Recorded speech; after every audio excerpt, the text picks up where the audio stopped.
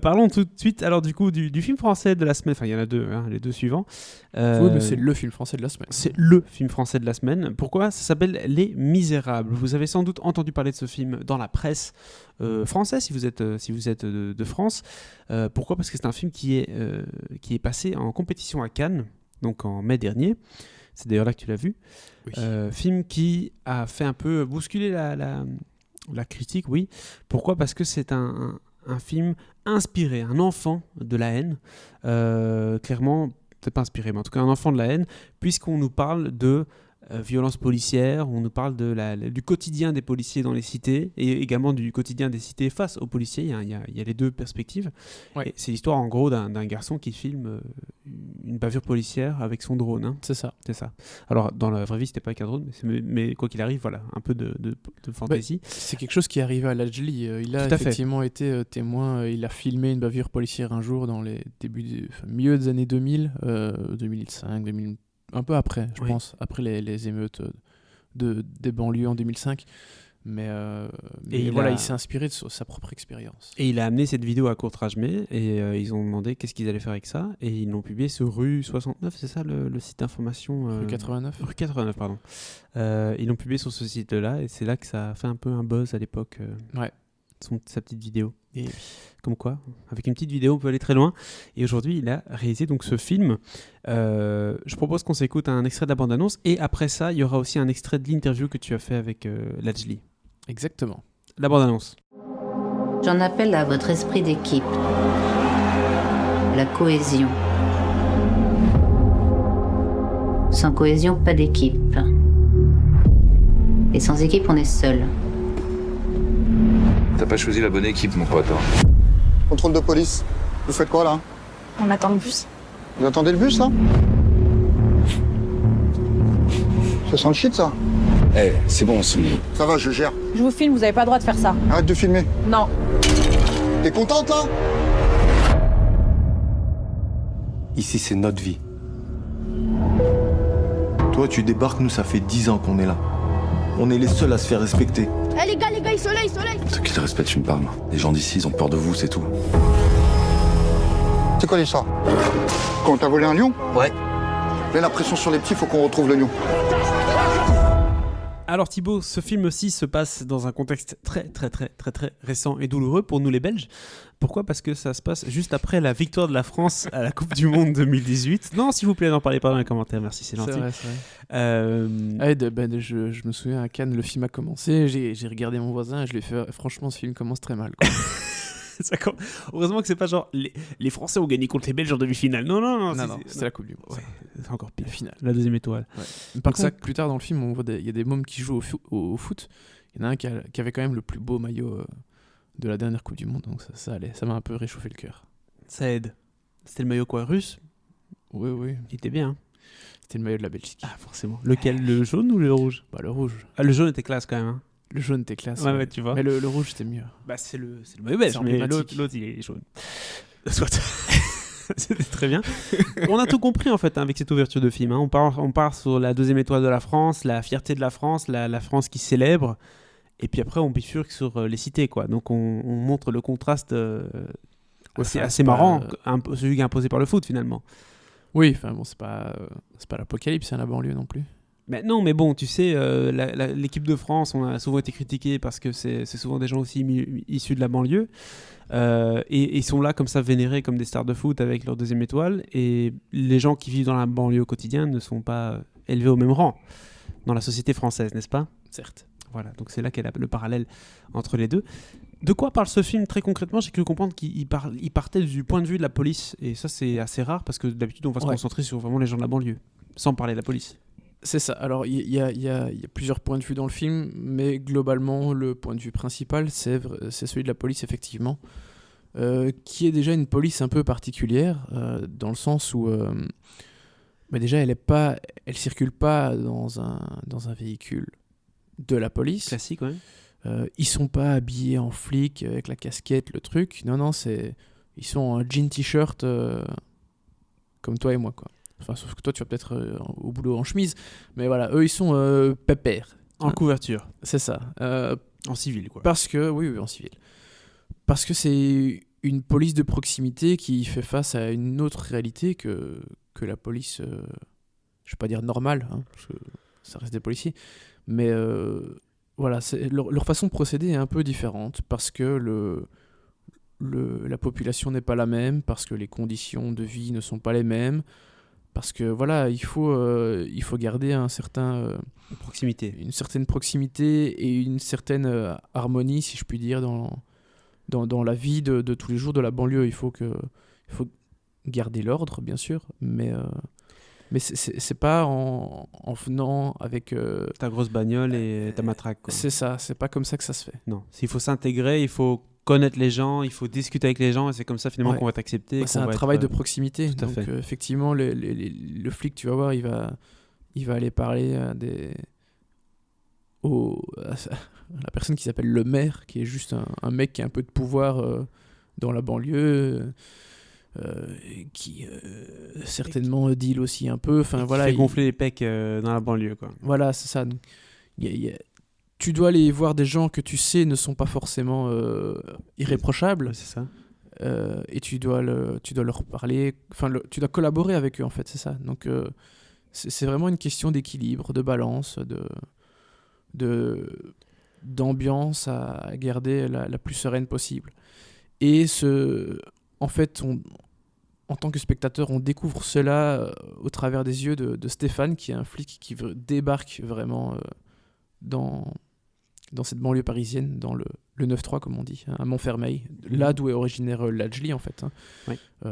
Et donc, comme ça, on s'implique, on voit toute cette histoire d'un œil neuf. Tout à fait. On est dans les chaussures du nouveau flic, quoi, en fait. C'est ça. D'accord. Donc c'est un moyen pour non, c'est ça. Donc c'est un moyen pour nous de rentrer là-dedans et de découvrir ce monde-là. Comme tu disais, il y a le mec qui se fait appeler le maire, etc. Mais venons-en à un des moments clés du film, je suppose. C'est la bavure policière qui se passe, qui est filmée. Est-ce que du coup le film parle de ça, ou elle parle plutôt alors vraiment de la brigade anticriminalité, quel est le sujet principal du film, ou en tout cas quel est vraiment l'arc? Est-ce qu'on va voir les flics dans de mauvais état après, Bah, c'est un tout. la confiance brisée, je suppose. Ouais, c'est un tout. Parce qu'en D'accord. fait, la bavure part d'une connerie de gosses de la banlieue qui ont été volés un lionceau à un cirque C'est une belle connerie. un ça, cirque de gitans qui est de passage, tu vois. Et c'est la totale. Les gitans, c'est la guerre des Lopez. Hein. Ok. Tu te souviens de ça? Oui. Oui, je me rappelle. C'est exactement ça. Bref, les gosses font une connerie qui n'est pas très intelligente, on va pas se mentir, mais qui ne justifie en rien ce qui se passe après. Parce que les flics, en fait, ils vont servir d'intermédiaire en quelque sorte. Ils doivent pas vexer tout le monde dans la banlieue, donc le maire, etc. Ils doivent garder l'ordre, donc ils doivent retrouver le lionceau. Enfin bref, voilà, il faut qu'ils remettent les choses à leur place. Et lorsqu'ils vont essayer d'interpeller les enfants, ça va un peu dégénérer. Il y a un coup qui va partir.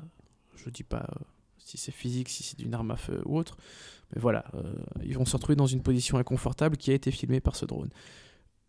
Pour ma part, je considère pas que la bavure policière est le sujet principal du film. C'est ce qui fait que tout... un tournant, bien sûr. C'est un tournant, c'est ce qui fait que tout bascule.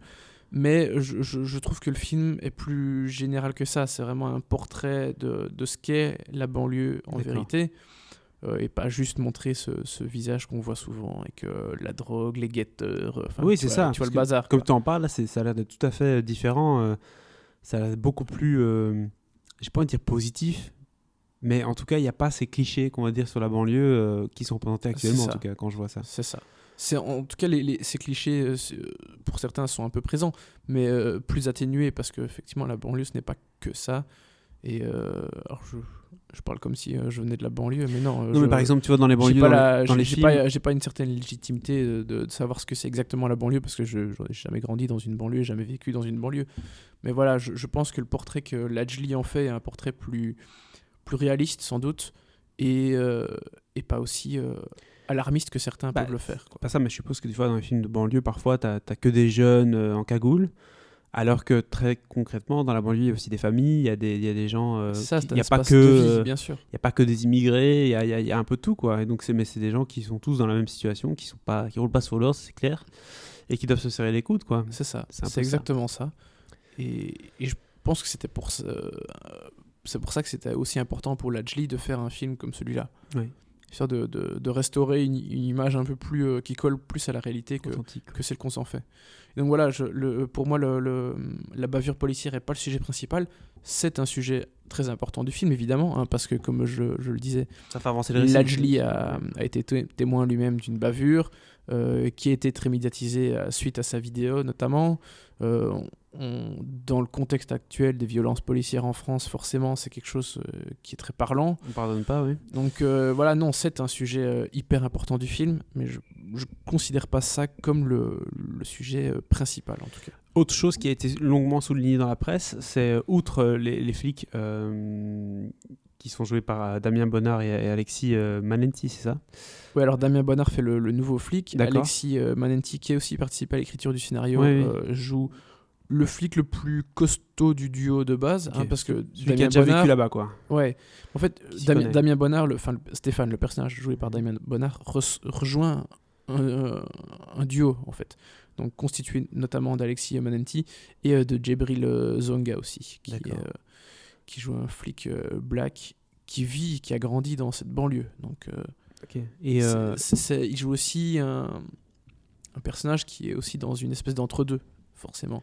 Il est flic, mais il vient de là. Donc voilà, il y a quelque chose d'assez intéressant avec ce personnage. une dernière chose avant qu'on écoute Lajli, il y a aussi quelque chose qui est assez montré du doigt dans le film, en tout cas beaucoup de gens en parlent, c'est le casting d'enfants. Il y a pas mal de jeunes, nouveaux venus du coup, hein, pour la plupart d'entre eux, on n'a pas Vincent Lacoste. Non. Mais donc clairement c'est des gens de la cité entre autres qui sont là.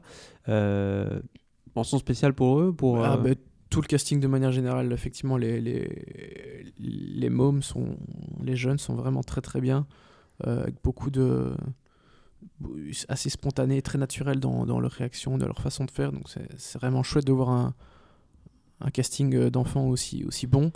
Et les flics sont vraiment au top. D'ailleurs, Alexis Manenti et Djibril Zonga sont, on en a parlé la semaine dernière, nommés, enfin en tout cas dans la liste des pré-nommés pour le César du meilleur espoir. Donc ça c'est vachement cool et complètement mérité, quoi. On s'écoute un extrait d'interview avec Lajli. Allez, on écoute. Le point de départ de ce film, c'est cette bavure que j'ai filmée en 2008. C'est évidemment pas le vrai sujet. Enfin, si, c'est une partie du sujet, C'est mais il n'y a pas que ça. Mais il n'y a pas que ça. Après, comme je dis, moi, c'est surtout un témoignage que j'ai voulu apporter sur ces 10 voire ces 15 dernières années. Ce film, c'est un film qui est personnel, c'est un film qui raconte ma vie, qui raconte mes histoires, qui raconte les histoires des habitants. Donc, c'est ça, c'est surtout un témoignage qu'on a voulu apporter, parce qu'on parle souvent des quartiers à travers les médias, à travers les politiques, mais très peu de gens ne connaissent la réalité du terrain et il y a un fossé énorme entre ce que les politiques racontent, les médias et la réalité du terrain. Donc pour moi, c'était important de quelque part recadrer les choses et de se dire, ok, ce que vous entendez, on est souvent dans les stigmatismes, on est souvent dans les stéréotypes et que la réalité, elle est différente. Donc moi, c'était important d'apporter, en tout cas, d'éclaircir tout ça et de se dire, voilà, la réalité du terrain, c'est ça, c'est comme ça que ça se passe, et on n'est pas là à inventer les choses. Nous, le scénario, tout est inspiré d'histoires réelles. Ouais. Après, ça reste du cinéma, mais mon cinéma, en tout cas, il s'inspire de la vie que je vis, de la vie des gens autour de nous, et on essaie de raconter des histoires justes, sans prendre parti, sans porter de jugement, et c'est important. Donc Thibaut, Lajli en parlait, son but à lui c'était vraiment de montrer un autre regard sur la cité. Toi, c'était aussi un des plus gros points forts du film que tu trouves, c'est vraiment un regard rafraîchissant, ouais. Et nécessaire d'ailleurs. On parlait du casting juste avant son intervention qui pour toi est incroyable de toutes parts, et notamment des acteurs qui sont déjà dans la liste de présélection pour les Césars, donc à regarder attentivement. La mise en scène, on en avait un tout petit peu parlé. Toi, quel était ton point de vue sur la mise en scène ? Pour moi, c'est un des gros points forts du film. Parce que c'est attractif, c'est attrayant, c'est fort. tout s'imbrique bien, toutes les pièces se mettent bien.